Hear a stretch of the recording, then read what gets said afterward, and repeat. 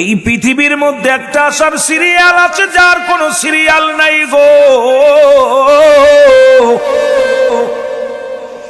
দেখা যায় বাবা দিনদা সন্তান দুনিয়ার মধ্যে নাই, সন্তান জিন্দা বাবা দুনিয়ার মধ্যে নাই।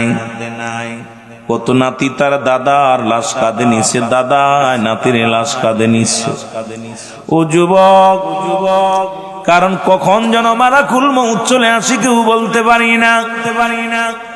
ও মুসলমান, দুইটা টাইমে মানুষের মরণ হয় গো। একটা হলো রাতের বেলা, একটা হলো দিনের বেলা। ও মুসলমান, গুনাহগত কত গুনাহ করলাম জীবন ভরে। যে কথাগুলো বলি লক্ষ্য করে শুনবেন। জান্নাতের বাগানে আসার কারণে সগীরা গুনাহ মাফ। এখন গুনার বোঝা মাথায় নিয়ে যদি কবরে যায়, কবিরা গুনাহগুলো করলে আল্লামা খুদবি রাহমাতুল্লাহ বয়ান করে, দুনিয়ার মানুষ শোনো, মানুষ যখন আসমান থেকে জমিন পর্যন্ত গুনাহ করেছে, গুনার কথা মনে করে রিয়াজুল জান্নাহ বেহেশতের বাগানে বসিয়া যখন খাস তওবা করে আল্লাহ বলে ডাক দেয়, কবরের ভয়, জাহান্নামের ভয়। এরে মুসলমান, গত শুক্রবারে রব্বে কারীম এমন একটা ঝাঁকুনি বাংলাদেশে দিল, তারপরও মানুষ মসজিদে যায় না, তারপরও মানুষ কেন পর্দা করে না, তারপরে কেন মানুষ ঘুষ খায়, সুদ খায়, বুঝে আসে না। এর রব্বে কারীম কখন যেন দুনিয়াটা এইরকম শেষ করে দিবে রে। ও বন্ধু শুনে নাও, বান্দা যখন কবরের ভয়, জাহান্নামের ভয়, বান্দা যখন খাস তওবা করে আল্লাহ বলে ডাক দেয়, আমার আল্লাহ রব্বুল আলামিন বান্দার জীবনের সব গুনাহ মাফ করে দেয়। জোরে বলেন মারহাবা।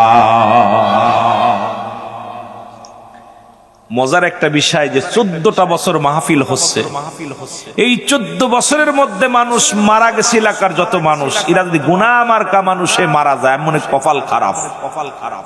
কারণ জান্নাতের বাগানে আসার কারণে সগীরা গুনাহ মাফ। এখানে বইয়া খাস তওবা করে, কারণ নবীদের দরজা বন্ধ। কিয়ামত পর্যন্ত আর কোন নবী আসবে না, কিয়ামত পর্যন্ত তওবার দরজা খোলা।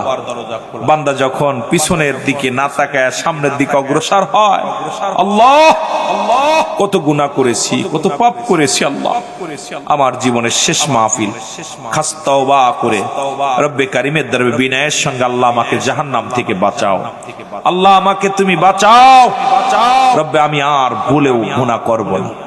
সুযোগ আসছে মাফের, সেই মাপ যদি গুনাহ না করায় বাড়ি চলে যায় খালি তাবারক খায়া, বিরিয়ানি খাইয়া টুপলা টুপলা নিয়ে গেলাম, খাইলাম, আইলাম আর গাইলাম, হবে কিচ্ছু পাইলাম না, আসলাম আর গেলাম। এই 13 বছরে যদি 13টা করে বাক্য আপনারা শিখতেন, 13টা বাক্য যদি আপনারা আমল করতেন, আমার মন বলে আপনাদের জন্য কতই না উত্তম হতো। জোরে বলেন ঠিক কিনা? আসলে কেউ আইছি তাবারক খাওয়ার জন্য, কেউ আইছি হুজুরে দেখার জন্য, কেউ আইছি হুজুরের গালি শোনার জন্য, কেউ আসছে হুজুরের সুর শোনার জন্য, কেউ আসছি ভাইরাল হুজুরের দেখার জন্য।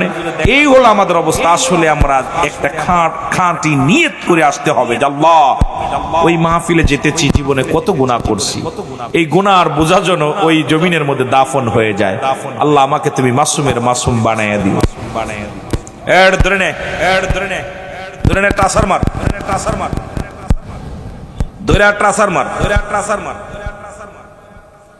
একটু মহব্বতের সঙ্গে জিকির করেন লা ইলাহা,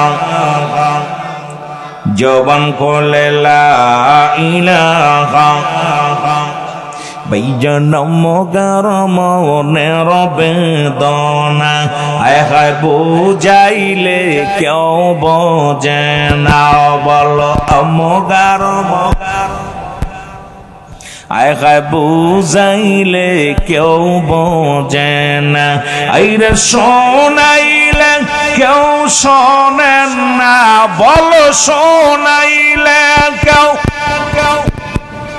ও শোনেন শাহে মদিনা, লা ইলাহা আর জরে লা ইলাহা।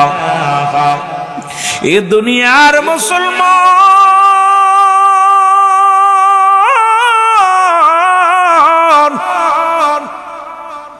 যেহেতু দুইটা টাইমে মানুষের মরণ হয়, একটা হলো রাতের বেলা, একটা হলো দিনের বেলা। দিন শুরু করেছি, মৃত্যুবরণ করি নাই।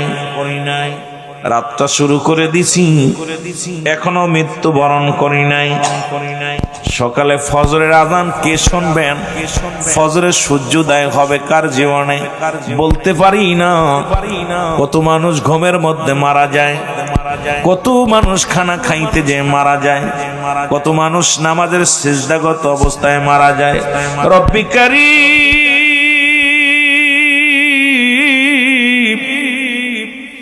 কোন হালাতে আমারে মৃত্যু দিবা গো?